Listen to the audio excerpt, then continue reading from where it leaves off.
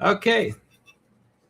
Make sure this is good. Hello, welcome to the Three Orcs live stream. This is David, and if you can hear me, let me know. Also, if you hear an echo, let me know. But this is the live stream we do every Sunday night at 7 p.m. This is now March 15th, 2026.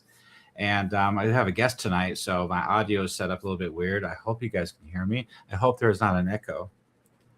On my side, it looks good, but I have no idea what you guys can hear. So if you guys can give me some feedback. Let me sort of centered here. You know what? Can you hear me? Okay, so yeah, if you can hear me, let me know.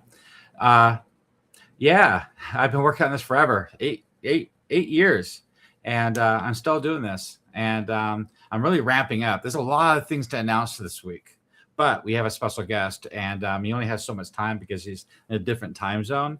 And so our special Dungeon Master guest is Kastidas, and he wants to go over his campaign and some of the tools that he's been working with. And I want to get him on here to have him to talk to him first before he has to go. And then we'll go ahead and talk about everything I did all week. And I have some big announcements to make. So I'm going to go ahead and bring him over on the screen. Please let me know if there's an echo or you can hear me, because I want to make sure this is working before I go ahead and switch them over. So Kastidas, can you hear me through the YouTube channel? Oh, good. It's working. Okay, perfect. So let me go ahead and switch it over. So he joined a little bit late, so I'm going to go ahead and add him right now, if I can find it. So you are the guest. Is that right? Nope. I got your name on there. There you are. Okay, that's you. See, when I don't have a guest, I have artwork. When I do have a guest, I have to add your channel and hit OK. Now, hopefully it pops up. Come on, please work. Yep, it worked. Thank you. Hey, Kastidas, thank you for joining. Thank you for having me. I can see you perfectly clear here on the screen, so I'm pretty happy about that. I can see you great. It looks like my chat isn't working. So what I did was I put it down live. So if somebody says something bad, I can't control it. We'll cope. Probably not good. So let me go ahead and unlock that and make it bigger. Yeah, make it really big. That way you can see it. So don't cuss. Yes, don't cuss. I'm going to get in trouble. If somebody says something bad, I'm in trouble. That's awful. Thank you for letting us know. I can't see who's talking, though. See, as you can see on the screen, it doesn't tell me who's talking. For some reason, my Ninja chat's not working. I don't know why. It says updating. And sometimes it just breaks. Unfortunately, I don't have time to mess with it. So let me go ahead and lock that. There's locked, so I can't mess with it. Okay, Kastidas. Mm-hmm. So I see that you've been running your campaign, and actually, see on the screen, I was trying to figure out how to get this to work. But I'm going to show you what I've been working on. So, oops. Let me bring up Discord. So for those that don't know, we have a Discord, and Discord's for this, for us to work on this campaign. So every week, every day if I work on this project, every article I write and artwork I work on, I post it in the Discord chat for you guys all to critique and comment and collaborate with. And Kastidas is one of the people that talks a lot about this stuff. And I want to go ahead and check the Discord chat to see what we have recently, because I know we have some updates here. So I noticed he is working with an AI prompt to help him create his session reports.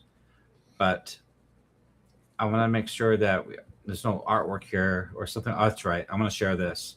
So he shared me with one of his session reports. So let me go ahead and open that up. That way we can talk about it. So that's one of them. I just want to make sure it's all here. Okay, so it's in this format. There's no artwork or anything. Nope. And the other one is this one. And you have charts.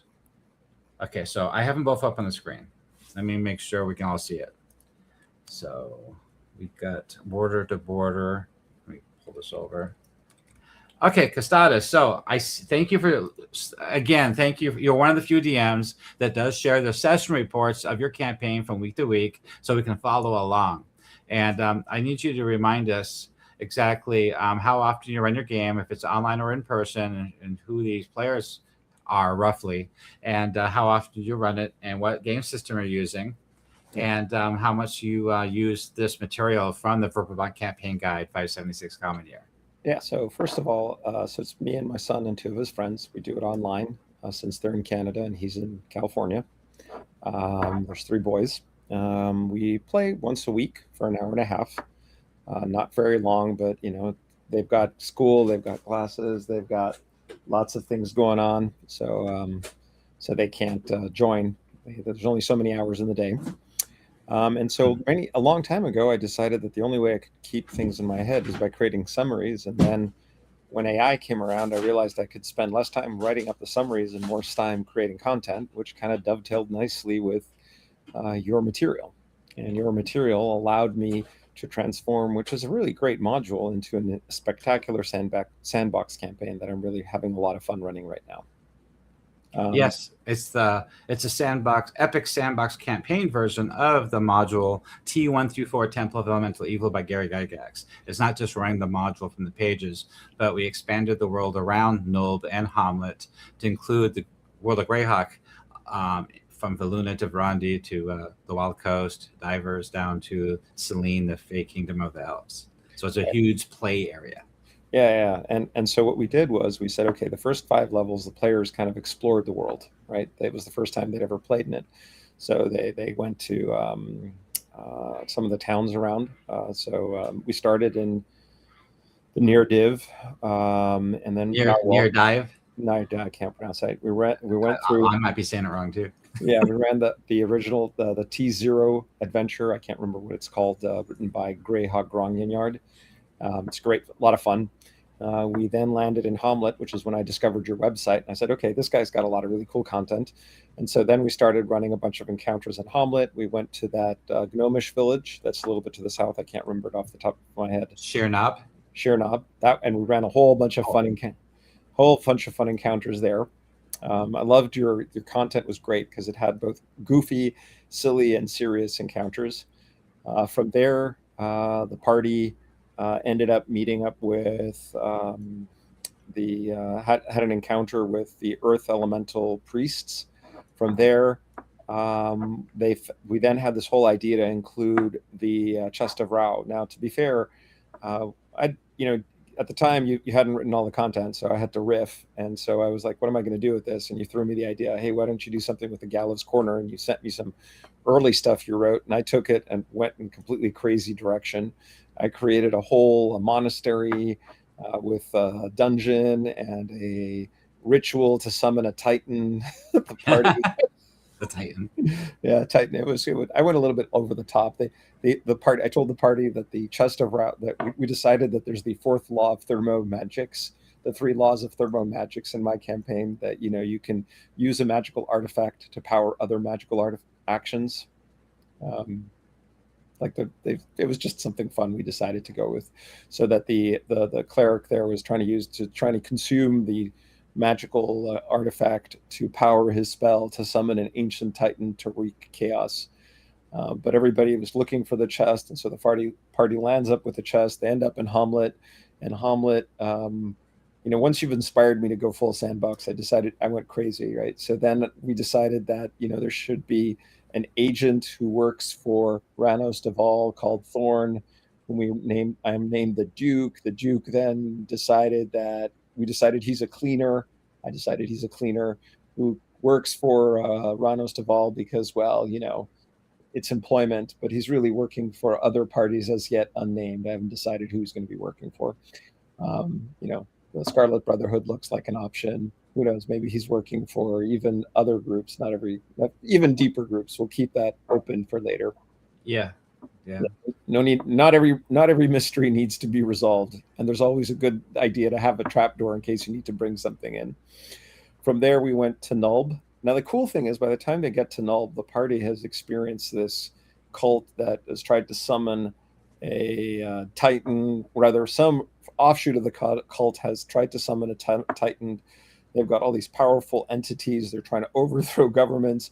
And the party's kind of approaching Null, and they go, how the hell are we supposed to defeat these guys? These are really powerful. And I was like, yes, mission achieved. Yes. Yeah, Null is definitely over the top the way it's been written up now.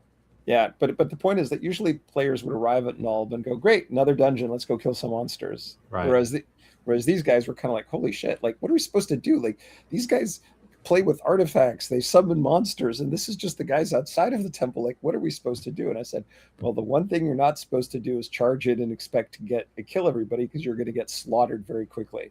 Yes, there's 7 factions there and lots of leaders and agents. Yeah, right. And so then we decided, hey, let's go crazy. So they walked into so the first question is, how do you get to the temple?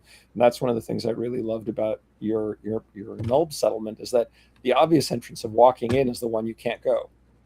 So you have to find some group that will let you in. Why can't you go? Because it's, at least in the recent version of the Nulb supplement I wrote, the local magister has basically declared this road is off limits, and everybody's watching it, so nobody goes down it, and everybody's got a different path to get in, and different agents that will bring them.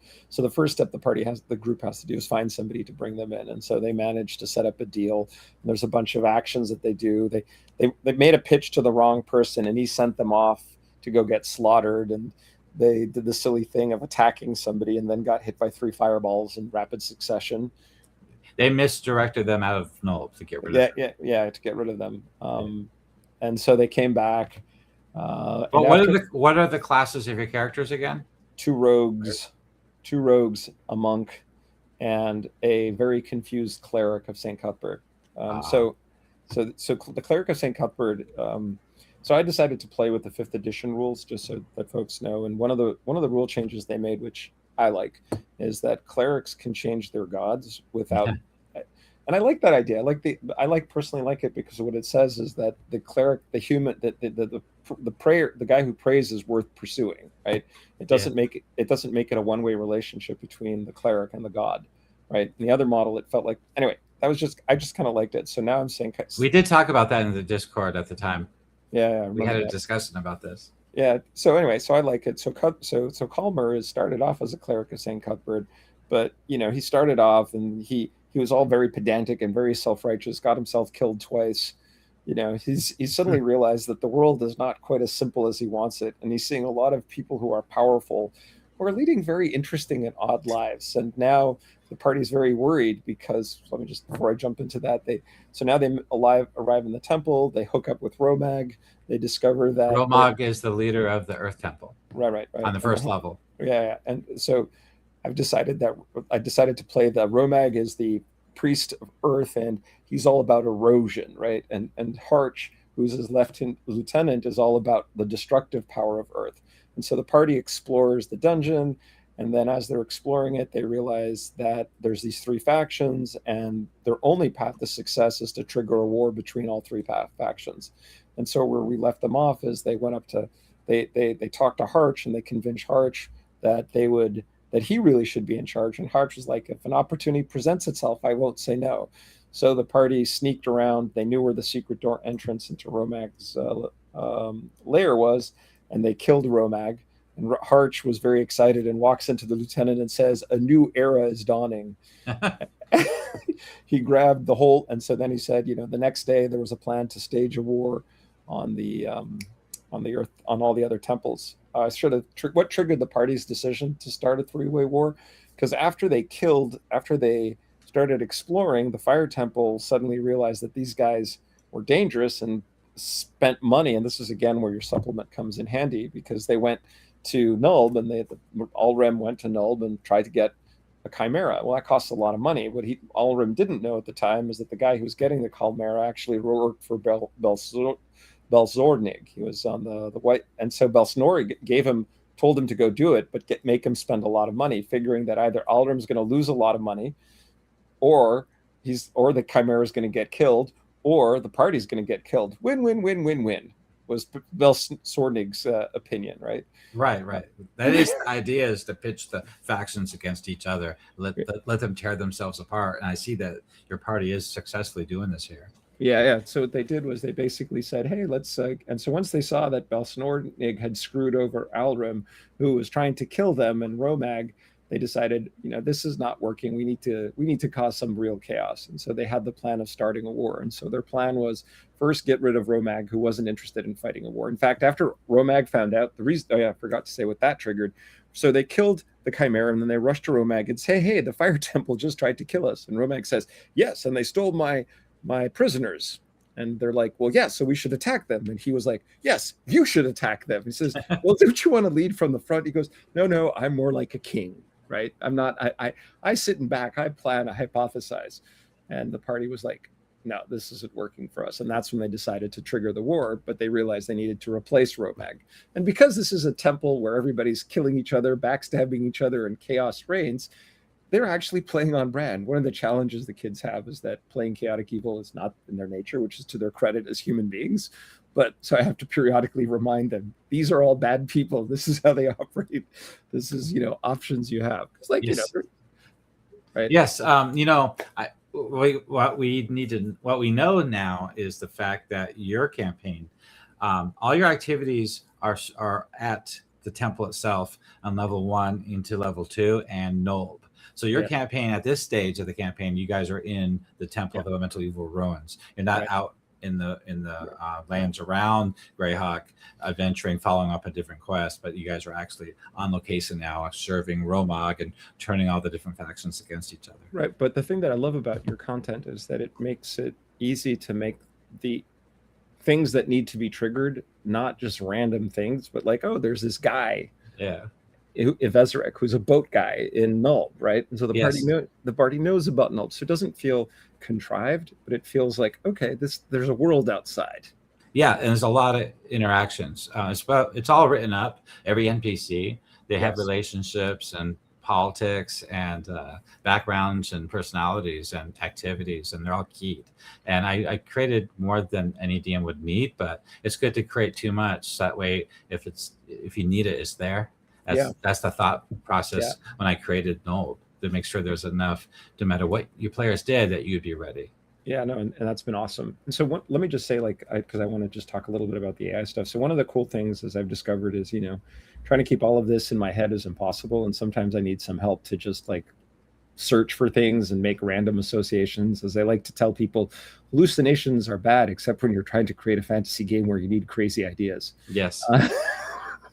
Yeah, it's too much information. There's too many. It's over almost 1,500 articles in this campaign world. Yeah, so it's really hard to grasp everything and put it all together and remember things. Right, and so I usually I put everything in the notebook LLM, and then I say, hey, this is happening. Any ideas? And it comes back with a bunch of suggestions. Those suggestions then turn in encounters. And notebook LLM is great for getting suggestions. Really bad at trying to structure an encounter from it. Right.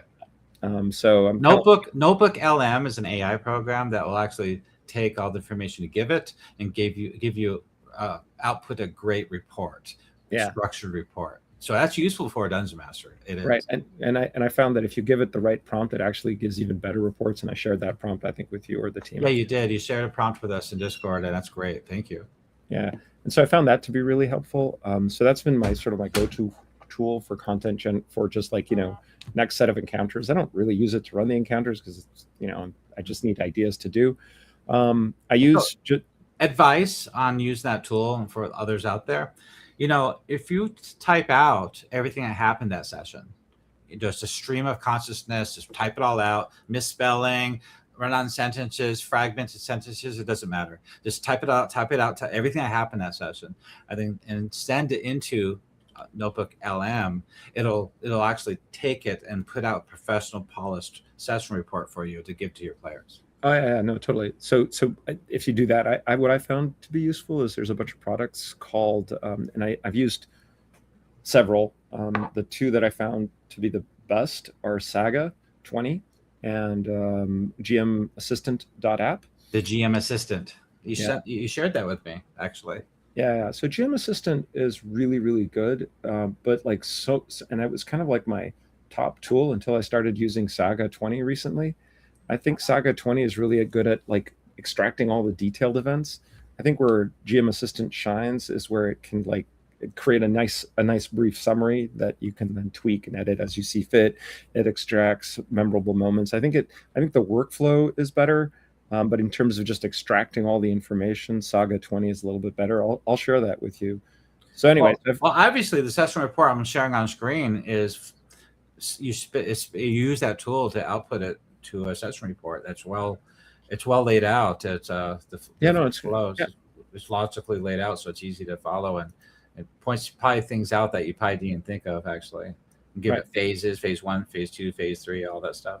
Yeah. So anyway, so I find it to be a really cool sort of like tool. And so the nice thing about it is that you can, like, if you're playing D&D with a bunch of friends, you take your phone, you click record, and then you feed it into the system, and it works. You're recording audio of your session. Yeah. And then you give it to Notebook LLM?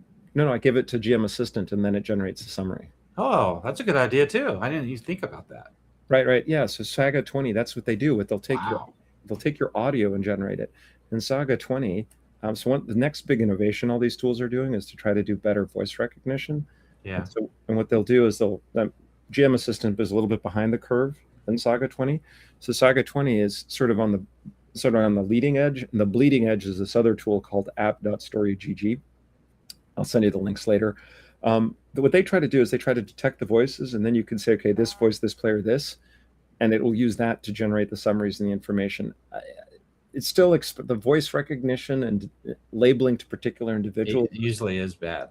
But it's still experimental, but I have to say that they're pretty good at figuring out who did what and tracking that. So this second session report did that? Is this where you got the dialogue from?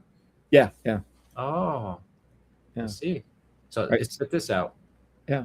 Did you add that artwork yourself, or did it do it for you? Which one? Oh, no. Oh, sorry. You have to go. You have to go all the way to the very bottom. Sorry, my bad. Wow. The search 118 pages. Yeah. Sorry, That's man. Crazy. Yeah. So the first half of the document was me creating the summaries from my memory and using the transcript, and the second half is where I started generating the auto generated stuff. Oh.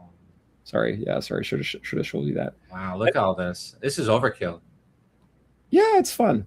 But it's overkill for the players, but it's perfect for DM notes. That way you can reference this stuff later. Right. And so what I can do is you can generate like a 2-paragraph summary, give it to the players, and you can keep the rest for yourself. Chapter 21. Now go to chapter 34 or 32. 21. Chapter 21 is fine. Chapter 21. 22 to 21.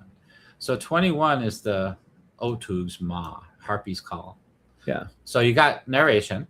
Yep. Right. And then as you scroll down, you've got this is a GM Assistant output. It's got lots of narration, a lot. So basically the whole chapter is a bunch of narration of what happened. Yes. And then I don't know whether, and what GM Assistant also generates is it generates a summary of each particular encounter. I don't know if I cut and pasted in there. I keep it in the. Right. Oh, there's a summary right here for chapter 22. Yeah. I see. A lot more narration. It's almost just as long. Yeah. So again, like I said, it generates the narration, and since the kids play once every week, it's kind of a useful reminder and to get them in the mood. You know what's interesting about this is, what if you wanted to be an author and you wanted to write a book about your campaign? You guys had this really, really wonderful, fun campaign, and you thought, oh, that'd be a really good idea if I could write a novel about it. And you could use this as a source material. Well, actually, that's what I was doing. So I've written a book called The Cult of the Curse of the Hags, which is a spoof of The Curse of Strahd, which is a whole book that I wrote with one of my groups, where they basically were fighting against. It was The Curse of Strahd, which is a classic 1st, 2nd, 3rd, 4th, and 5th edition adventure. Oh. And so I wrote all the summaries and I put it all as one big book as a series of chapters with individual perspectives. Right. So I have done that. The problem is that generating the book and the summaries and the text was taking so much time that I wasn't actually doing the other part of Dungeons and Dragons, which is creating that new, creative prepping for the session. I was just burning out on creating the summary. So I decided I would punt on creating books and dive in more into creating new content. Will this tool actually give you suggestions as a dungeon master what to do next session? Give you a bullet point list or something? No, it won't. That's where I think you have to take that and use ChatGPT. Yeah, a notebook LM with the prompt I tell you will help, but yeah, it's not quite, it's not there. It's good at generating summaries. It's not good at telling you what to do next. Well, that's the tool we're working on right now. I have a programmer. His name is Don, and we're working on this together. That's one of the announcements I was going to make tonight, that we're working on this program where you can ask any question, and it'll answer you. But it has the entire campaign of 1,500 articles from World Anvil stored in this as this database. So it has direct access to all the information, so it can give you a real answer. Oh, that sounds sense. I can't wait till it comes out. So anyway, I'm just testing it now. Yeah, cool. Can't wait till it comes out. Hey, I'm gonna have to run because of my family. I hope this was like, anyway. I'm having a lot of fun, even though I used your content initially for the first 5 levels. Sounds like it. I'm using a lot. I'm not using as much now, but what it happens is by having all that content, whenever I need to create an outside event that causes an inside world event, it doesn't feel artificial and imaginative, right? So so it makes the events in the world feel a lot more real. And also by showing the power of the temple early on, it causes the players to be very much more thoughtful about their actions. So I think awesome. So I just want to say, I've done this campaign, I think 5 or 6 times. This is the most fun I've ever had. So I want to thank you for all your support. And you're welcome. If you ever need, and he's amazing Discord channel. It's worth joining his Patreon just for that. All right. Take care, sir. Have a good evening. Thank you. Good night, then. I appreciate it. I'll see you next time. Take care. Bye. Okay. So basically, he just wanted to come in and report on his last session and how things have been going. So he's pretty far into his campaign. His players are in the Temple of Elemental Evil, and they're over 5th level. So I think he fast-tracked it to that point because, like he said, he wasn't using this material at first, from 1st to 4th level, I guess, at the beginning. And so I guess he was running it as his own without this material. And then he found it, and then he started using it. But they got to the point in the campaign where they're actually in Nulb, and they got into the dungeon. And they followed up with all those side quests I provided in Nulb and the temple leadership of the Temple of Elemental Evil. And that's how they got introduced to Romag, the Earth Temple leader. And then following up on his quests, and he's given them quests too. And that's when they started actually siding on different factions for the earth, air, fire, and water against each other. And that's what they're doing now. So I'm going to go ahead and show you some more stuff that we've been working on. So he talked about he used a couple apps. I can't remember the names of them, but they helped him make these really exhaustive session reports. I do the same thing. So I write out my session report, and then I'll put it through ChatGPT to format it and clean it up. That's what I do. So let's see. What we're going to look at now is, I might as well just segue into this tool. So we're working on this Dungeon Master tool that it isn't an AI GPT. It's you know how the search field at the top of the menu in World Anvil, you type in like Lareth, and you get all the articles Lareth is in. So it's a standard search field, but it's not going to help you run your campaign. It's not going to answer any of your questions. You're going to have to go through these articles and read them and figure out your own answers, which is fine. We're all used to doing that. But I thought it'd be a really good idea if we could create a tool that has its own database to access the entire campaign database of World Anvil for this campaign setting. So before, there was a big limitation. Like ChatGPT you can only have 10 articles. That's it. That's the limitation of ChatGPT. You can only provide it 10 articles, and then it'll use that information to give you something. Where this tool has the entire database of 1,500 articles to draw from. And what this will do is we're programming it to behave a certain way. So it's not to create articles. That's not what this is for. Is to answer certain questions, like, my players just killed Blareth in the moat house, and they just returned to the Welcome Wents. When will the assassin show up to kill them? Something like that, and it'll answer that. And what's great about the answers is, let's try this one right here. What's great about the answers is it'll give you links to World Anvil. So this doesn't give you information from World Anvil. It gives you its own answer and then provides you the links to those articles on World Anvil. So all the information is still free fan content on World Anvil. This doesn't give you that information here. So let me see, it's running it right now. And we're trying different tools to see if we can't speed it up, and also different tools, LLMs, to make it more smarter. And so right now he's working on it to play with it to get a good balance. And so here's finally the answer. So this isn't the tool that you're going to see on the website. This is just a test tool right here. The test version. There's no formatting. It doesn't have any good looks to it. It doesn't have any graphics.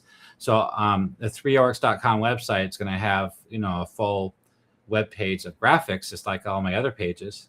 It's going to look good, and these fields will be in graphic blocks to look, it'll be really nice looking. But the answer will come out right here. So this is telling you about the riddle and its opinion about the riddle and what Lady Eleanor thinks about the riddle.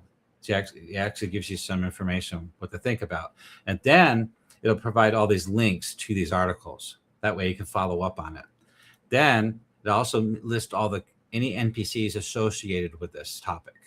That way, this is a great tool for Dungeon Masters to do some research, to get some answers to any questions you might have.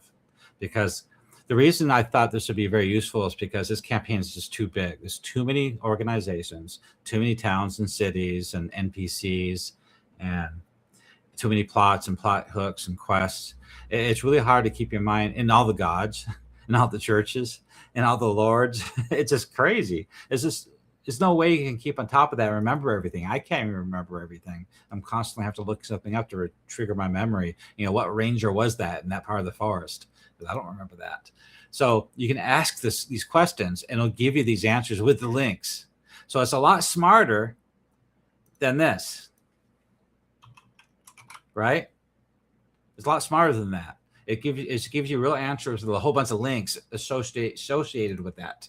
Also, there's another section here called inferences. Basically, it's bullet points of key points that you really need, smart and important information about the topic in bullet point form.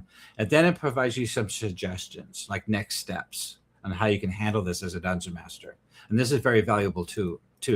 This will give you good suggestions of what you could do with the players or your campaign on that particular subject. Like this one suggests that you take the transcription to Betham's books on the bridge walk and ask Betham to parse Artis Kellen's fragments.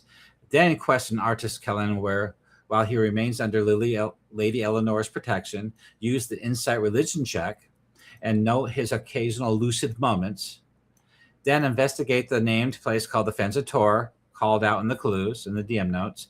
Examine the chalice Lady Eleanor mentions to confirm its provenance and connection to the Osbury heirlooms, and consult the Monastery of Rayo and the Rowan priest there for a theological context about the balance of the mighty ones, which is a clue. So this is extremely helpful for something like that, to answer some questions that you might be wondering about and help you point you to the right articles and the NPCs and locations. So this is going to be awesome.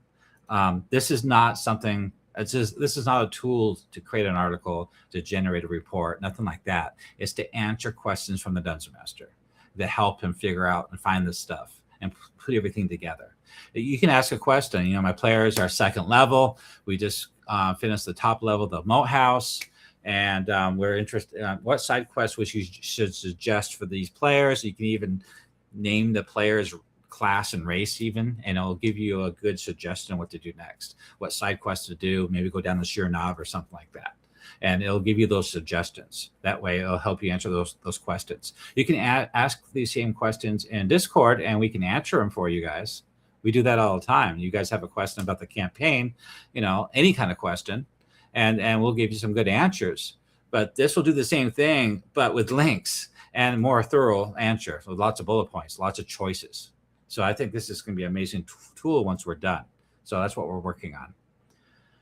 Okay, so with that done, also, this website where you get the free modules, downloads. Let's see if you guys are talking. I haven't been checking. Sorry. Oh, Hoodie, Rock the Hobbit. Yeah, my chat isn't working, so I can't put it up in chat here. It won't let me. Yeah, it won't let me. It's still broken. So I'll just have to call it out here. Hey, good evening, Rock the Hobbit. Thank you for joining again. I haven't seen you in a while. I hope you're still playing Dungeons and Dragons. You haven't been on this channel to say hi in probably over a month. No echo. Good. Crystal clear. So, Hoodie. Hi, Hoodie. Great AI info, Costitas. Thank you for sharing. Your AI DM tool could be very useful. Looking forward to that. Thank you. I hope you guys do like it. We're going to go ahead and offer the base version, the question version, for free, of course. You ask a question, get some answers like I just explained. But we're thinking about adding more. But you have to have an account because it needs to know you as a DM, your players, their class, race, the date, the campaign date, the location that they're at, and some maybe background information about which NPCs are associated with your players, like a ranger has a ranger knight that got trained by him, or he's on a quest for the Bishop Hoffren of St. Cuthbert. So things like that. So it's going to keep track of that stuff. It's also going to keep track of all the activities of all the agents of the Temple of Elemental Evil, the timeline, and the recruitment. So as your campaign goes along with the dates, as you submit this information into your account, it's going to track it all, and then it's going to these activities are going to pop up. It's going to respond with that information. It's going to track. It's going to track where the NPC is. Like, where is that ranger at? That night ranger. What about Lucius Graham? Where's he at right now? Who's he talking to? So that way you know as a dungeon master, all these NPCs, all these Temple of Elemental Evil agents, and all the leaders, and all the bad guys and good guys, even, where they are at any given time in the campaign in relation to what your players are doing. So I think that'd be extremely useful, considering this is way too big of a campaign to keep track of. And so we're thinking about adding that. So, but you'll have to actually have an account to access something like that. So that's what we're thinking about doing. And my programmer, he's not going to work for free, so he's thinking about a way to get that out there. Maybe we're not going to do an app store thing. That's a whole nightmare. We're not doing that. We're thinking about connecting it to one of the Patreon tiers. But the base level, which is just the question, that's just going to be free to anybody to go there and use it.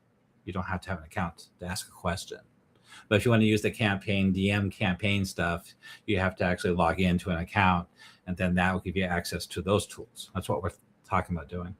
And I was thinking about associating that with a Patreon. So we also thought about getting rid of this website, all these free modules that I'm putting out. Speaking of which, it looks like we reached another unlock tier. So we're at 442 now subscribers or more.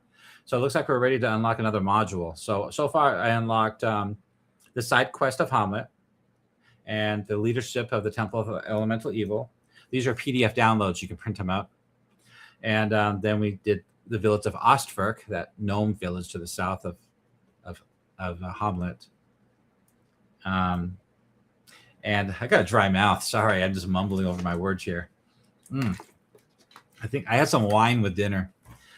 So the next one is going to be the village of Shirnob. It looks like I'm going to have to release that next. So I'm going to have to add it. So anyway, we're talking about adding that to this website, but he's talking about maybe closing this website down and adding all these modules to the new website, the 3orcs.com website. Keep everything in one place. So we're still working on that. So that's kind of cool. Okay, so we talked about those two things. Now we need to talk about something else. The map. So I'm working on the Earth Temple Outpost. So let's look at the map again. We'll look at the DM layer. The DM layer has all the dungeons. So right here, just 5 miles south of Hamlet, is this old abandoned monastery. I still haven't relabeled this icon yet. And I've been working on it for the last couple of weeks. And so the Earth Temple moved in. They muscled their way in and took over. And they're using this as a base of operations for raiding up and down the long road. So they take So you got to remember, in the Temple of Elemental Evil, they're growing. It's the second uprising of the Temple of, and they're all out for themselves. They're all trying to outdo each other. You know, the lesser temples are at each other's throats, and they're heavily recruiting, heavily bringing in supplies, heavily leveraging pirates and brigands and bandits out there in the field. Lareth here at the Moat House. The Moat House is done, by the way. The Moat House, he's working for the Greater Temple. That's where his supplies are going to Nob. You know, prisoners and supplies, and recruitment. He's recruiting too. So are the lesser temples. Romag of the Earth Temple, he's doing the same thing down here. So he took this place over. Great place to raid up and down to the Viscounty and raid for supplies and prisoners and recruiting. Well, lately, as I keep saying every week, you know, the Gift of Beauty, that big, massive quest that's going on right now, the pivotal quest of this campaign. The Gift of Beauty has been stolen by him, and that's where it's located at. So the player's going to find the Gift of Beauty here. So with that all said, I've been working on the map. So I've been working on the articles. Let's bring this over here. I've been working on the articles, and I got as far as 14, area 14. So this is kind of a rough. Oh, that's not it. I'm sorry. I've opened up the wrong file. That's just a rough sketch. Let's see. Oh, I see what happened. Let me go back to Discord and see where I posted it. I posted it last night. There it is. So, save image. I'm dumb. I'm just dumb. So, I'm going to call it Azure Monastery. Map. Oops, map 2. Okay, so that's my downloads folder. Sorry. Let's bring up my downloads folder again. There it is. Let's close that. You guys are seeing all my stuff. I can't see. Can you see all that? No, not quite.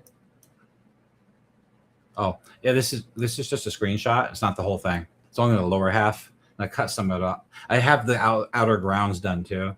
That way the players can sneak up on the place. There's also Knoll patrols out there and Earth Temple Reavers, guards. But anyway, I just took a screenshot of what I've been working on last night. So I'm starting to get some of the stuff filled in. You know, the horses and the hay, and this is the stables. That's the wagon. So you're going to find wagons here from the raids. That'd be kind of cool. A wagon missing from a merchant that's complaining about it in Hamlet. They find his wagon here. That'd be kind of cool. And then over here's the barracks, guard tower, front gates. There's a murder hole hatch right there. That's not a tower. It's just this big, thick piece of wall that you can get on top of. And then the temple's up to the north through these main gates here. So I'm using Dungeon Draft to do this. And I'm using assets from Venetus Maps and Tom Cartus. I'm staying away from Forgotten Realms, Forgotten Adventures. I'm trying to stay away from their stuff. Anyway, so let's go back to the article here. So let's see, where can we go?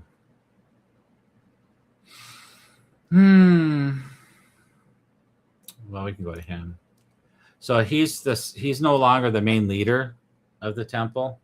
I made another leader. And I talked about this last week, so we don't have to go over it again. But this is the main article. I love that picture because it shows the monastery. You know, this is the Cron Hills. It's heavily forested and craggy, rough terrain. That's the Cron Hills in the gnarly forest.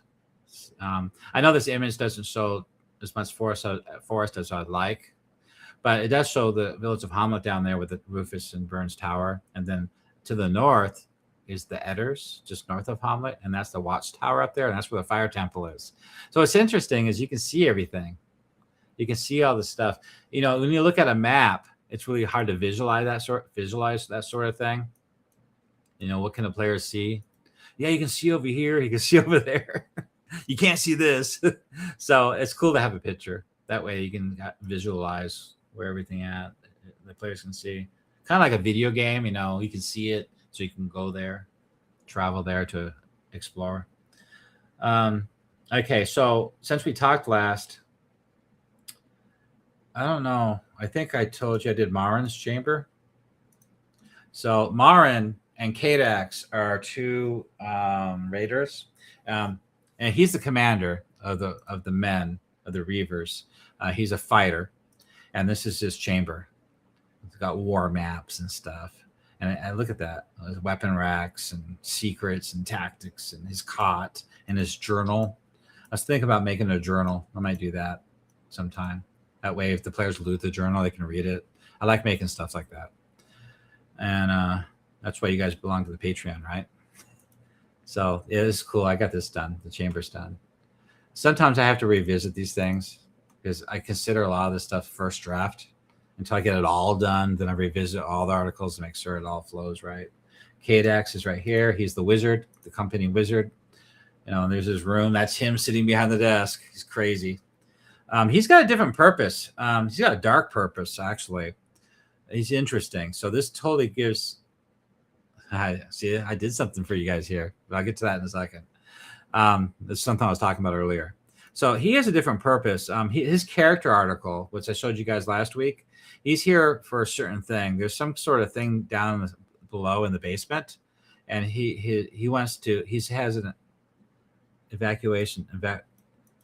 He's got notes here of what's buried. There's a buried altar chamber down there, and he's trying to get to it. And he's got plans to do something with it.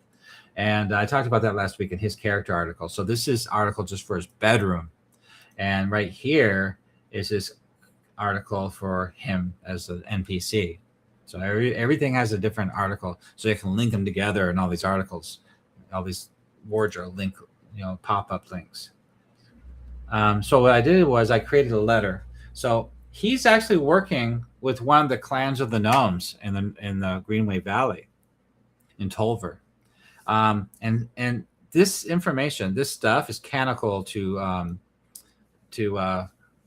Greyhawk, to Living Greyhawk from the year 2000, 2008. It's one of the modules, a couple of the modules, actually.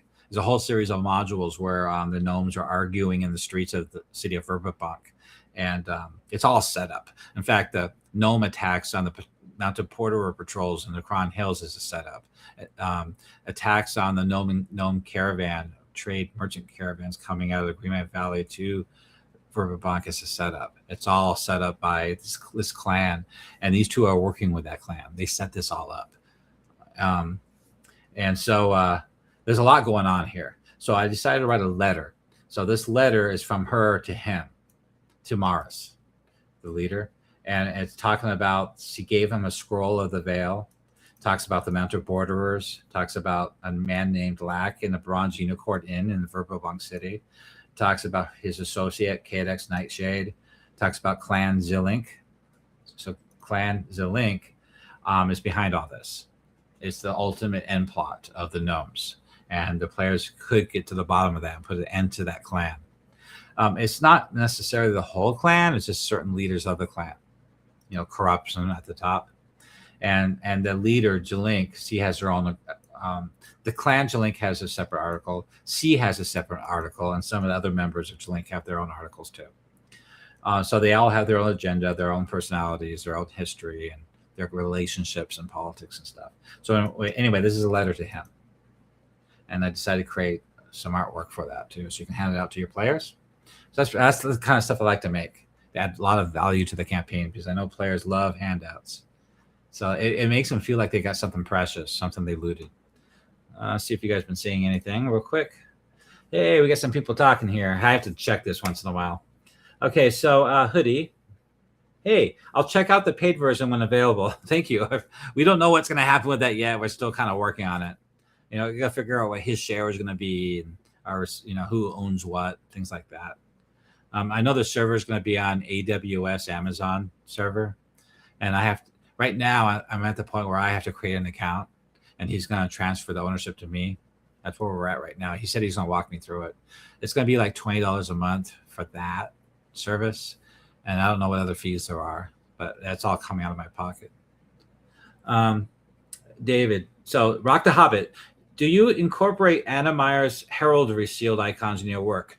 No, I don't. That's not my work, and I find her version of the heraldry is a certain style, a basic style, more like medieval style, authentic medieval style of heraldry. Mine's more fantasy based, as you can tell from all my heralds. I've made. Also, she doesn't do any of the Living Greyhawk stuff in the Verbobonc area. She doesn't have any, as far as I know, and so she hasn't covered this area of the campaign. So I was forced to make it up myself, like House Millennius or House Osbury. And I had to make those up myself. The only one that she did have was the actual Verbobonc one for the map, and that was it. So I have to make all my own. I don't know if she's made any since then. But there's like 13 houses in Verbobonc. And also there's the Greenway Valley, the Cron Assembly, or the Assembly of the Free of the Cron Hills, the Free Assembly of the Cron Hills. They have their own. The 4 clans in the Gnarly Forest, they have their own too. So there's a lot.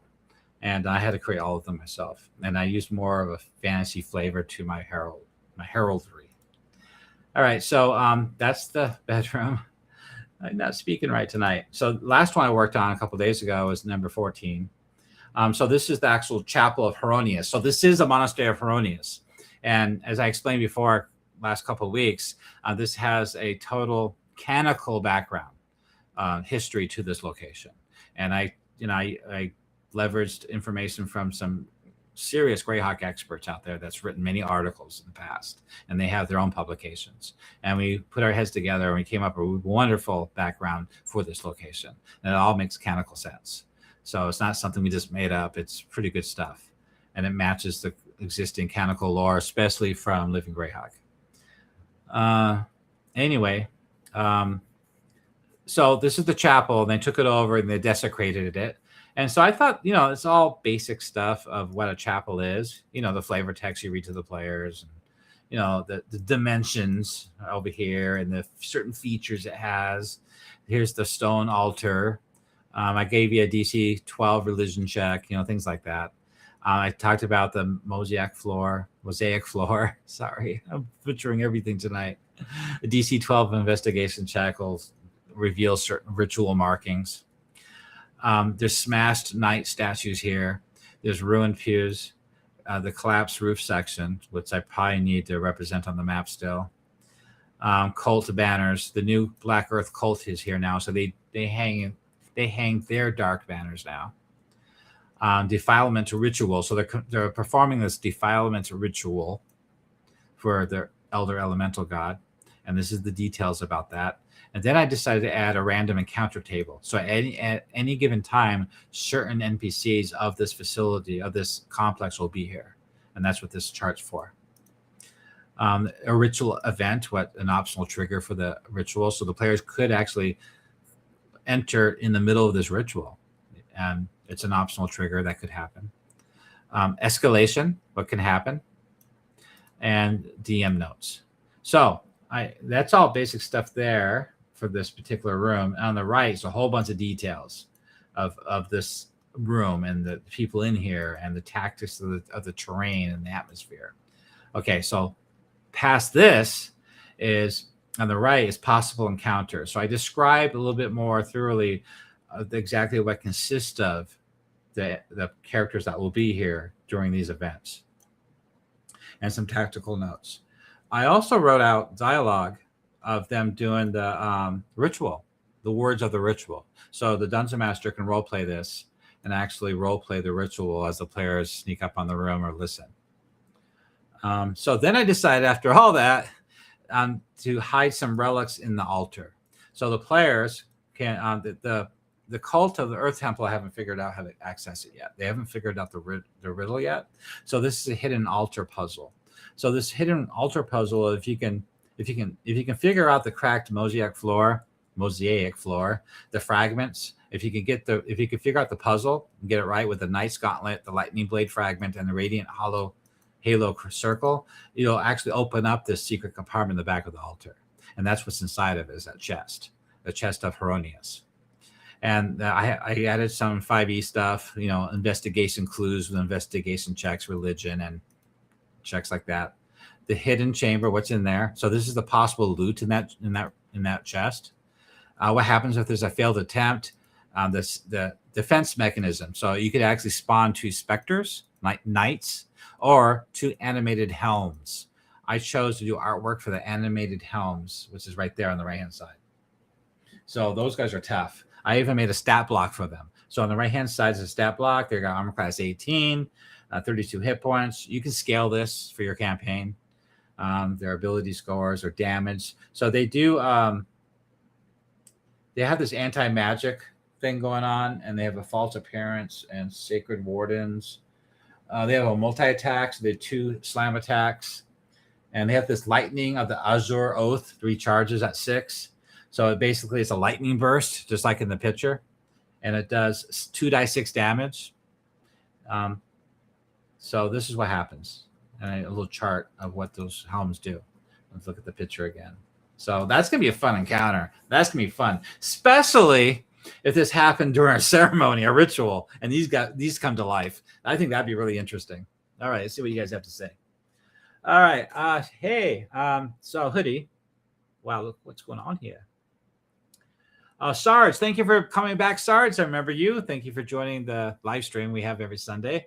I see that you said that you like her heraldry. Yours is good too. But when I paint it on a miniature, yeah, when you paint it on a miniature for games like Osbury and Millennius, I have to make it medieval. Yeah, I get that. Yeah, it would be hard to paint my artwork on a miniature the way I have it set up. So let's take a look.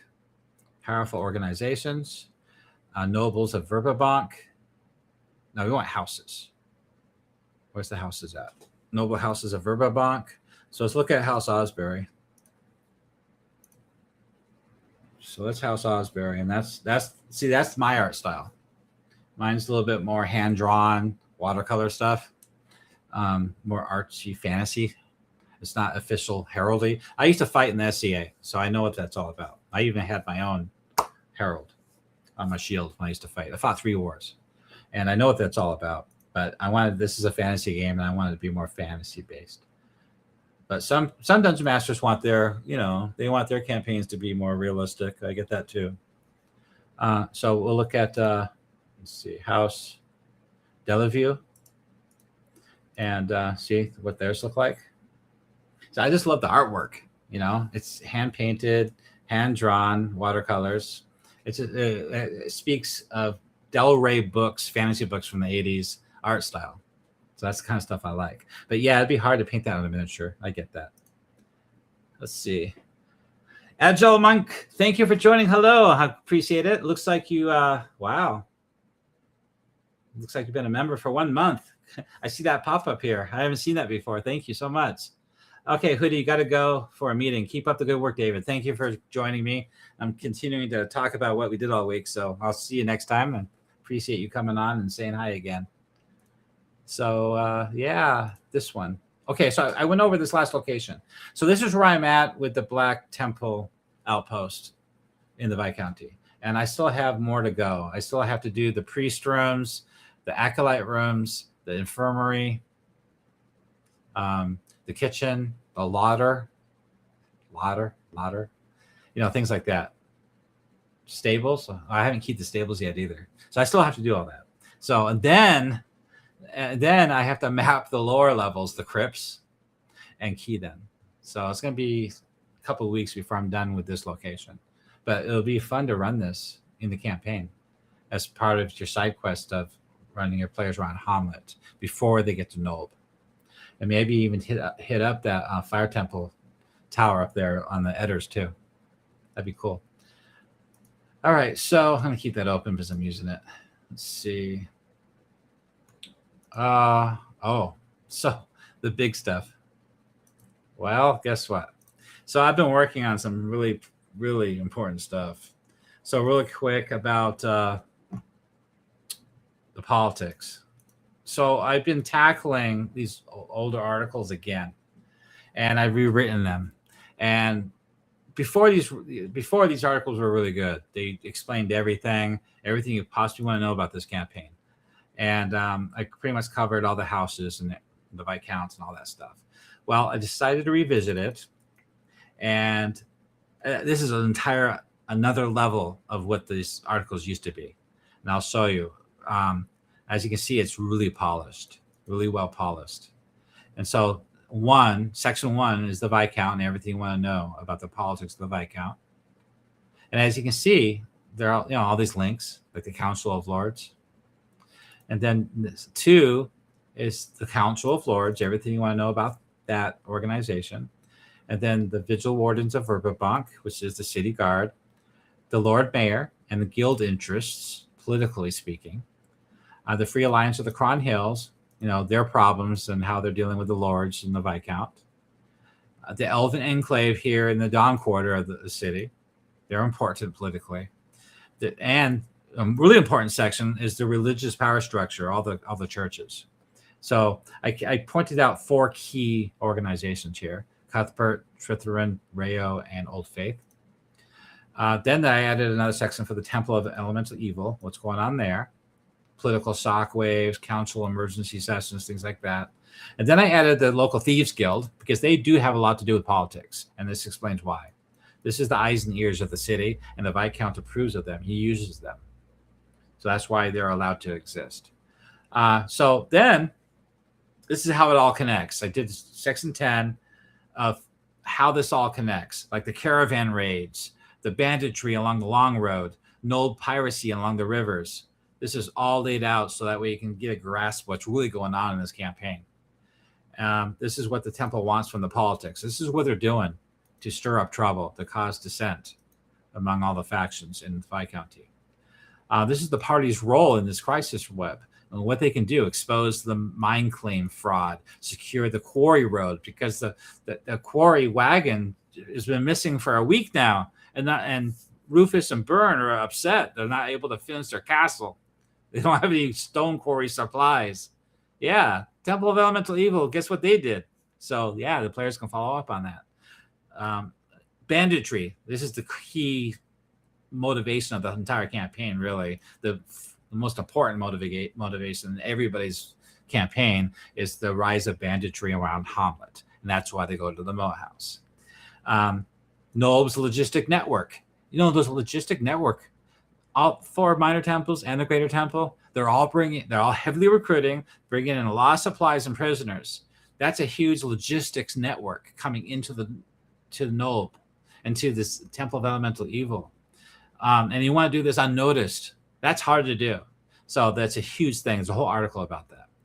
So all these things, how to use this article, in case you want to know how to use this article to your advantage of running your campaign. Then I did a quick faction reference. These are the key players and a little comment about them. So this is a lot better version than I had previously. And on the top right is a tracker. So it's low, it's critical, deteriorating, dangerous, stable but eroding, active. So this is all kind of laid out for you here. And then the main NPCs here, little hot links. A quick DM reference right here.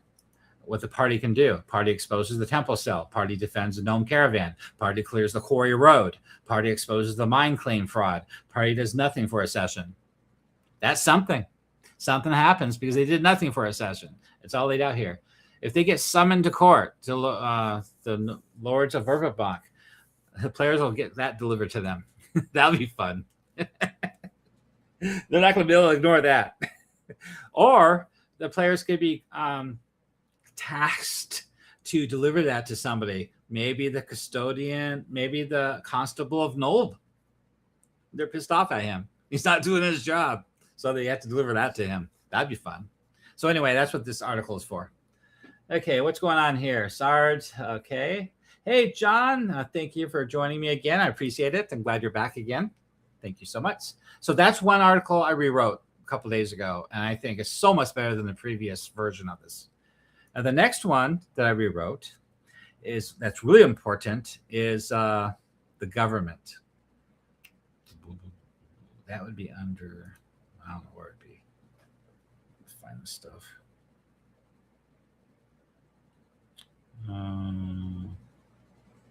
I didn't do the nobles yet. Okay, those are people. Those are the houses. I was thinking about making a new category for these overarching important articles in one place. I was thinking about doing that because I noticed there's a problem here with that. So if we go to the Atlas and go to the Viscounty, is the government here? See, the government article is in the Viscounty of Verbobonc folder. So yeah, that'd be kind of hard to find. So I was thinking about putting all these in one folder. So I'm still thinking about that. Again, this was already written a while ago, but I went ahead and decided, you know what? We need to really clean this up. And I went through it, and it's very, very clear and concise. I mean, extremely. So this really defines everything you want to know about the government of Verbobonc and how it works and what's so important about it. The key different, the Council of Lords, the Viscount's rule, the Chamber of 13, the Advocates Guild, the City Hall, the Gathering Hall. So this is all much better laid out than before. So it's very much more useful now. Another thing I did was the religion. So I put religion under religion. So powerful organizations, and then I went to deities, and then religion of Verbobonc. See, I put that under deities and religions. Religion of Verbobonc. It's one of those overarching articles. So I got to think about putting them all in one spot. So this is focused. So religion is extremely important in Dungeons and Dragons. They're second to the Viscount, to the king. Like the Archbishop. Yeah, he's the bishop, archbishop. When it comes to political power, they're second to the king. They're over a lord. That's how powerful and they are when it comes to the laws and the people and politics. It's kind of like that back in the medieval ages. Like the Pope and stuff back in real life. But we're talking about 100 gods and all their archbishops and stuff. Lots of gods. And lots of archbishops and lots of faiths and lots of church organizations, and they have the power to raise the dead, to defend the realm from demons. And literally, it's not imaginary.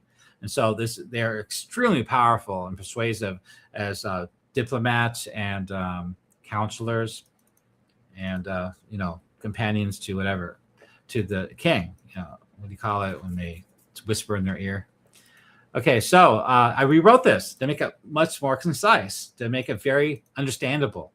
The sacred grounds, the rituals, the government and laws. I break it all down. The faiths and the main church is the Church of St. Cuthbert, and I spell out why, and then how these other churches fall into that too. Oh, their position of power, political power, and how they're viewed by the lords and the Viscount and the people. So I listed all the churches here that's pretty popular here in the city of Verbobonc. See that? And I even added the demi-humans, which is interesting. And then I added the gnomes. And then this is something added that wasn't part of the original article. The shadow faiths, Ouijas and Hextor. That I had to come up with this on my own and add it to this article because I realized it's important. Because Lady Langmire of House Langmire, she's a priest of Ouijas. So that has a lot to do with a lot of things. It's related to one of the Living Greyhawk Adventures modules later on in the campaign, but that is her thing. Hextor. So there's no political alignment declared, and they're basically mercenaries, military advisors. So it spells it out in the DM note. So the Hextorian church presence in the Viscounty is an early warning sign. Wherever Hextor's clergy appears in strength, social fabric is fraying. In the city braced for temple resurgence, Hextorian agents are worth tracking and worth asking who's paying them. So I wrote a little bit of stuff there, but I added even more. So I figured, okay, we need to add faith as a political currency. So I explained what that means here when it comes to politics. They are politics. That's something you have to wrap your head around. Basically, every major faction of the Council of Lords has a corresponding religious power base. Every lawyer in the government of Verbobonc has a church that dominates it. And the Temple of Elemental Evil begins its second uprising. These religious alignments become the most important intelligence a dungeon master can have. So I decided to create a chart for you to kind of figure this out. So basically, you get I added the faith and the leader. And if I have any articles for that leader, I put a little link there to that article. The government layer. This is the layer they are part of and what they're connected to. And the council factions that they're part of. And these are lords, like Lord Malinius, Lord Villicin, and temple vulnerability. This is some vulnerabilities that could happen. Like if you go down to Weezas, may already feed intelligence to the temple-aligned actors. And that is what's happening with Lady Lagmar in that module. So there we go. So anyway, it's all here. So to help you wrap your mind around all these gods in the campaign. So this is, I wrote some DM notes of how this works, how to read that, what this means. I actually added further information about that chart. You know, these are just one-liners. Well, I added what those one-liners mean, so you really understand what it's talking about here. So as you can see, I added a lot. And then the last section is the temple exploits. They're going to exploit St. Cuthbert and Trithrin. They do that in the city of Verbobonc. You remember the riot in front of the St. Cuthbert's chapel? Yeah, and Trithrin started that riot too. Well, yeah, the temple of elemental evil, their agents can cause that to happen, instigate it. Fultus and Trithrin, a philosophical war, clogs the city hall. Bunch of clerics screaming at each other. Zilchus and Heironeous, they're divided. The Weezas, the Shadow Network, they're doing stuff. Rayo's decline, the Gnome Pantheon, unanswered pleas. So this is all stuff that's very vital to this campaign when it comes to the Game of Thrones meets the Temple of Elemental Evil. And the top right-hand corner, I don't think, yeah, is a bunch of facts, the faith at a glance, you know what that is. Like the Council of Lords, the Council Economics is Zilchus and Farlong.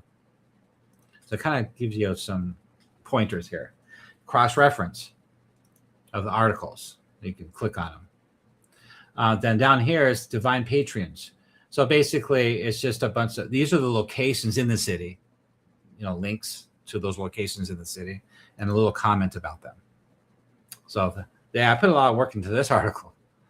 Okay, and then I did the government one, and I did the politics. I can't remember the other one I worked on. I guess I could find out, huh? I gotta log in. Sorry. When you log out of, when you don't use World Anvil on the screen after a certain time, you have to log back in again.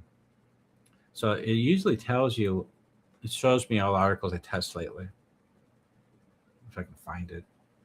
They rearranged the layout. So it's really confusing now. I'm not sure. I'm not going to spend time trying to find it. I don't see it right off the bat. The world manager, I click on it, is not getting what. Oh, okay. I found it. Sorry. Continue working. Yeah, it doesn't show me all the articles I recently worked on. Yeah, they changed the whole layout of World Anvil. I'm not used to it yet. Anyway, I know I worked on another one. I know where to check. Discord. Like I said, every time I work on an article, I post it in the Patreon chat. Okay, so, the Free Alliance of the Cron Hills. Duh. Can I pop it up? Yeah, I can. I popped it up from Discord. Okay, so those are gnomes. Hi, gnomes. They all got white hair. Okay, so, yeah, I totally rewrote this entire article. It is a lot better than it was. Before, it was just a shell of stuff I just put together real quick based on typical canonical lore. It wasn't anything special. This is very legit article that has a lot of high use for a Dungeon Master running this. Really explains things. As you can tell just by looking at the top half here. The entire Alliance leadership here, the clan lords and the prince, all this stuff, the quick references here. They have 2,500 in their militia. But you didn't know that. Okay, so the history and structure, their power structure, economics, military capability, the leaders, they're all listed here and what they're all about. the power in politics and their aims and motivations. Territory, the Greenway Valley, Cron Fortress, the Cron Hills, Nomensburg in the city of Verbobonc, the crisis that they're having right now in 576 Common Year, the mine claim documents. The council, some certain lords on the Council of Lords are trying to steal their mines, their gem and silver mines, and they're really upset by this. The caravan raids, the Mounted Borderer withdrawal. They were withdrawn by Viscount Wulfric because they were attacked by gnomes, and that was all set up by Maris and Cadex. They're temple leaders, the raiders, with Earth Temple raiders, weavers. Yeah, and they were just they used Cadex used his illusion magic to disguise themselves as gnomes. And so the Mounted Borderers, the ones that survived, they're in the chapel of St. Cuthbert right now, being tended by Bishop Hoffren's clergy, and they're reporting that they were attacked by gnomes. And a hill giant wears some strange jeweled necklace. So there's a lot going on in this campaign. It's crazy. I know. The divers question. What's going on with divers? Seriously, there's a lot going on there. The political relationship with the Council of Lords. You got the militarists, the economic powers, the manipulators, the cultural moderators, and any kind of border interests. It's all laid out here. The religious cultural life here. What this temple exploits, what they're up to, what they're going to do. They're doing caravan raids. They're doing mine documents. Mine claim documents. The Mounted Border withdrawal, they're causing that. The divers threat, they're causing that too. If the Alliance redirects trade to there, that's a huge blow to Verbobonc. They're making, I didn't add this, but they're making sure that the borders to Selene is kept closed. Queen Yolanda sealed the border from any kind of trade or diplomat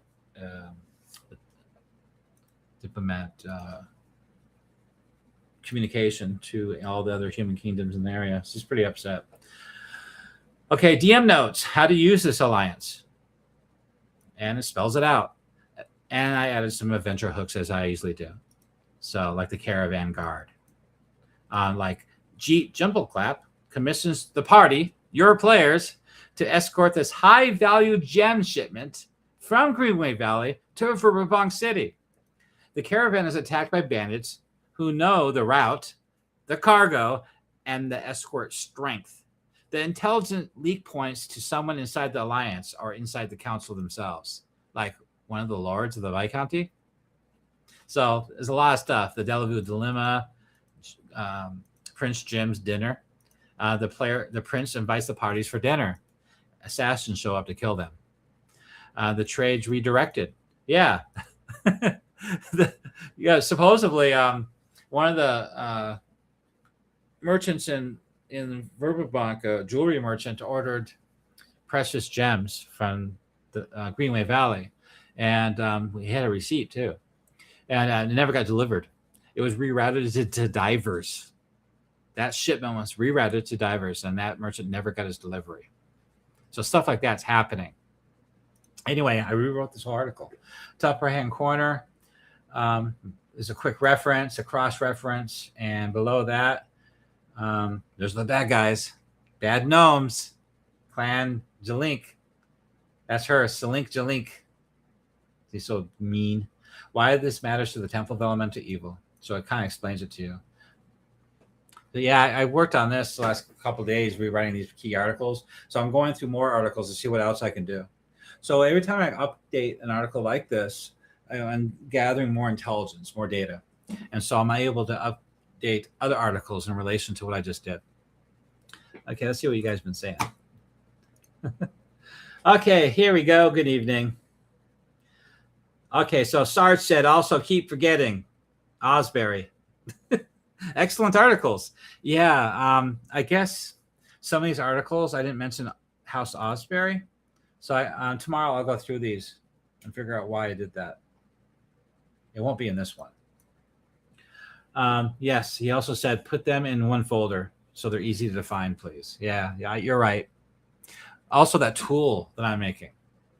So for that tool to work better, it needs to find that information in a more logical place. So it will retrieve that information more reliably. And that's something we're working on too. He's saying I don't need to do that for his tool, but I feel I do. It's just going to be because it's part of the meta of the website of World Anvil, so it should work better. So anyway, I was thinking about, let's see. So you have all these folders, right? So the atlas is locations, and the encyclopedia is information. Campaigns is like quests. I don't have any monsters yet. So in the encyclopedia, you got organizations, religions, NPCs, races, military, and politics, law, history is all in one folder. So yeah, I gotta think of maybe another folder in this list right here. I have to think about that. Hey, Fraxis, thank you for joining the Three Orcs live stream. It's been on for an hour and a half now. I'm getting tired. Thank you for joining. I appreciate it. You said that you loved your videos on the Moat House. Thank you. I did that a long time ago. I was thinking about redoing it. In fact, I just remembered another article I worked on. We got to look at it. This is the one I'm most proud of, actually. The Moat House. What's this? I did this today. I spent my entire Sunday from 9 a.m. to 3 p.m., 6 hours working on this.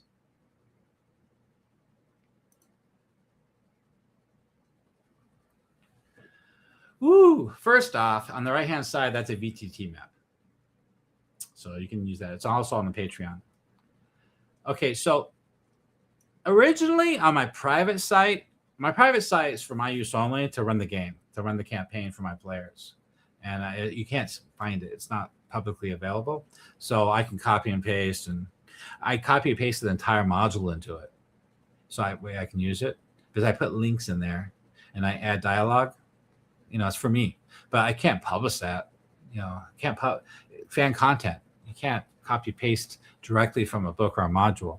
So what I did was, but the Moat House is a location. So it's a location missing in this campaign world. I didn't have one. So, and whenever it mentioned the Moat House, it wouldn't be a link there to take it to the Moat House. So what I decided to do is write this location article for the Moat House. So wherever it says Moat House in any of these articles, it'll be that name, that title right there, a clickable title. It'll take you to this article. And what this article really is Dungeon Master notes for you guys about the Moat House, not room by room descriptions. Okay, so narration of what this is all about.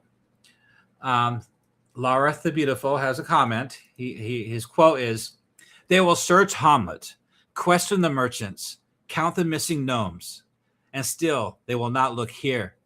Why would they? It's just ruins." Bet you guys never heard that quote before. That quote's from a letter he sent to Hadric in 576 Common Year. I actually have an entire series of letters that I have written from Lareth and from Hadric to each other. So when the players take out Lareth and loot his place, they could actually possibly find these letters and loot those letters and use them as proof of what's going on.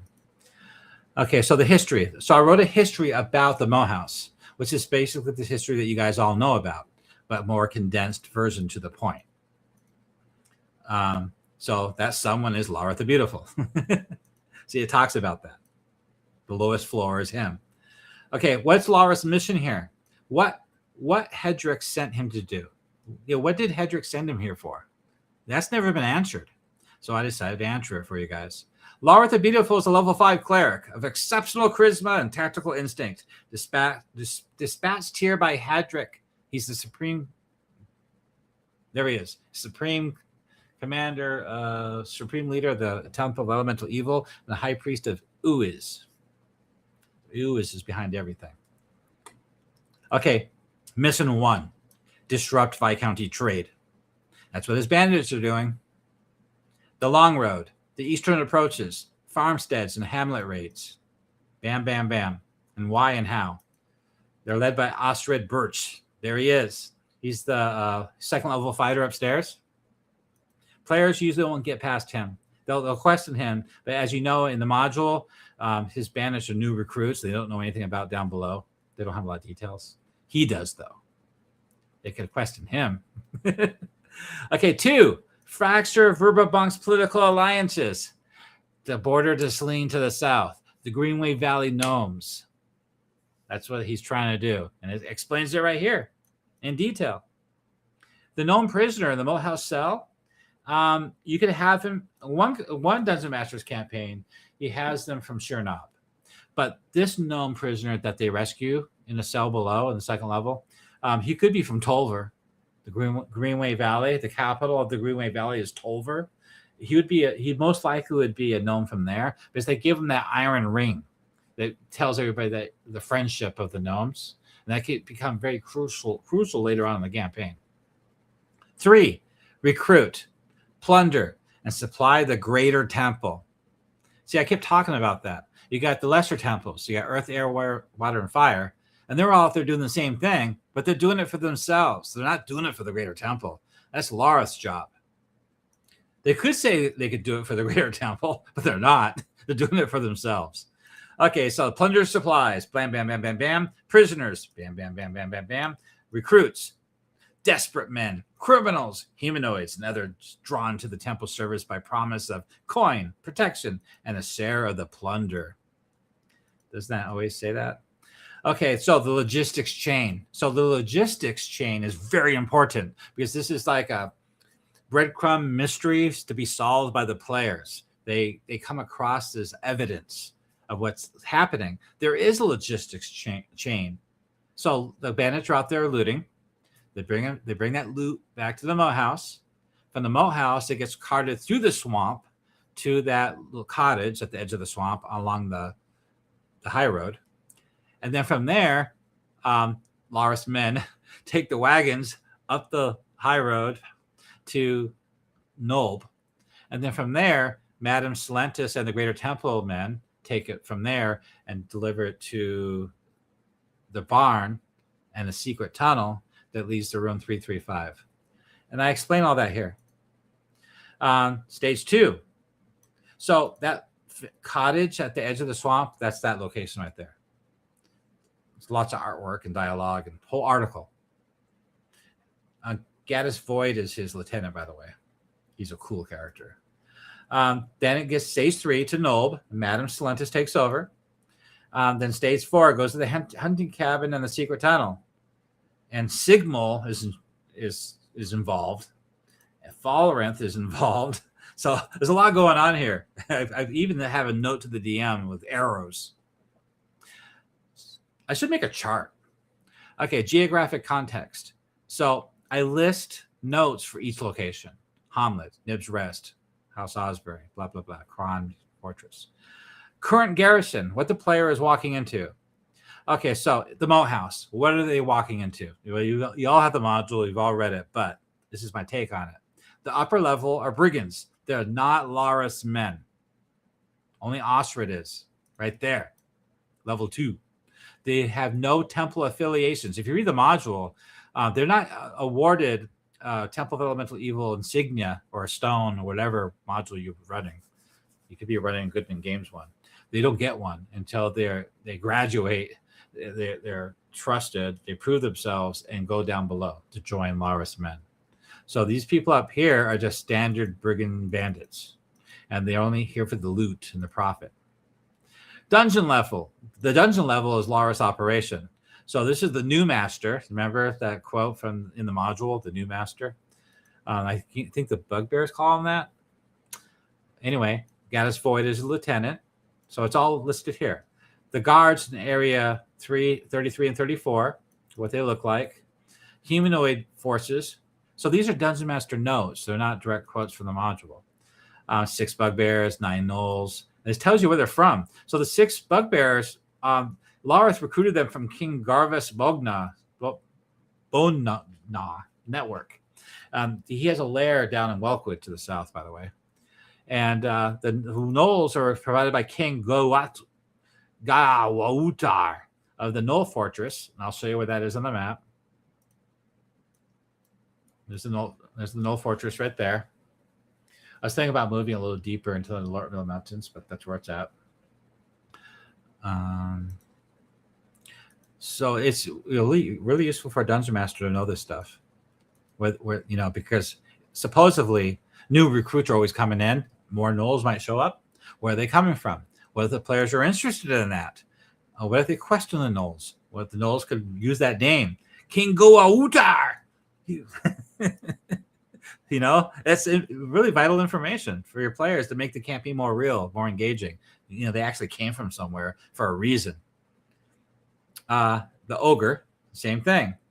12 zombies, 4 ghouls. Prisoners. So you got 2 merchants from Divers and Anru Jaythorn, a Tolver gnome. See, I did have him from Tolver. So my campaign version is Tolver because that made more sense. The other Dungeon Masters version was from Tirna because that's how he was running it. Key intelligent points. Upper floor, bugbears, gnolls, human guards, Lareth.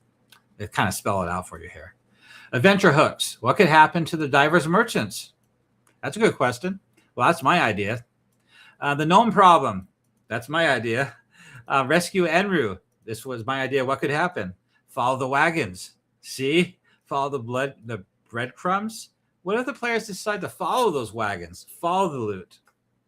They're going to lead them to Nov. The new master. Rumors and Hamlet. What happens if Lareth dies? So this article is a lot better than it used to be. On the right-hand side, there's bullet point facts of all the garrison, everything, all the monsters that are there. And I added Lareth the Beautiful's stat block here, first edition. No, this is Castles and Crusaders version of it. See the BT8s, bonus to hit. But his article, I think, is in fifth edition. His actual individual article. These are all the links. More Lareth quote from Lareth. Here's a quick supply chain, quick DM reference, stage 1, 2, 3, and 4. Political disruption targets. So those are targets right there. And key intelligent value. The gnolls, I wrote a whole thing about the gnolls too in another article. The gnolls have sent gnolls to help Lareth. They sent gnolls to the Temple of Elemental Evil. And that's where the gnolls came from. The same king. And they sent him to, the Earth Temple. There's gnolls patrolling the grounds here. Yeah. So the Romog's men here, half of them are gnolls. They use the gnolls for raiding. So what do you think this king's going to do? He's got gnolls everywhere. I think the players could take advantage of that. It's interesting. Okay, so yeah. Anyway, I'm still working on this temple here. That's what the Black Earth Reavers look like right there. Okay, so the ruins of Hamlet. So that's it. That's it. Yeah.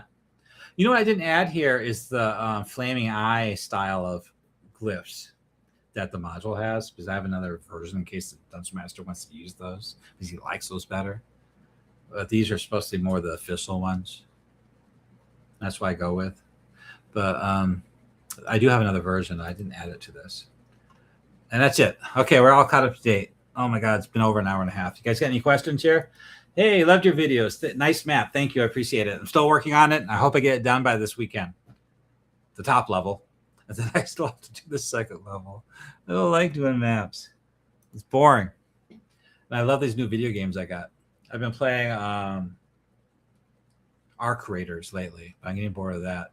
So on the 20th, a new game's coming out called Crimson Desert. And I was thinking about upgrading my computer for that. Get a new video card. I was thinking about doing that. So that's what's going on with me. I'm supposed to work on maps at night, and I work on articles during the day at the coffee shop. And I'm gaining weight because I'm sitting around too much working on articles. I'm not active enough. Sucks. All right. So if we don't have any more questions, I'm going to end this here. So where are we? I got to find my app. Okay, there we go. Well, thank you for joining my 3 hours live stream. We do this every week on Sunday night at 7 p.m. Pacific time. And we cover over all the work I've done all week so that we catch you guys all up to date. And also answer any questions you might have about about the campaign material or your campaign, just ask away and I answer them for you. And occasionally we'll have a Dungeon Master guest come on and talk about his campaign and how his players are handling it and what he's doing with it and the material that he's using. This is really interesting, I think, because every Dungeon Master is running their campaign completely different using the same material. And that's proof that all these articles have use. Not all of them together as a whole, but they actually use the ones they need, which is the idea behind all this. Also, if you want to support this project, I do this for free. I'm semi-retired, and I've been doing it for 8 years. So encourage me to keep doing it. Not only do I like the feedback on here or on the Discord channel, but if you join the Patreon for free, you get access to all the fan content, the free Wizards of the Coast fan content policy stuff. Like all the maps and the in menus and all the articles and stuff. Anything, but if you're a member, you get access to the higher resolution versions of that stuff and VTT tokens when I make them, because that is my own work. Also, not only do you get that stuff, but you really support this project because you're a member, and I'm hoping to add that tool for those members to use too, because I think it'll be very, very valuable.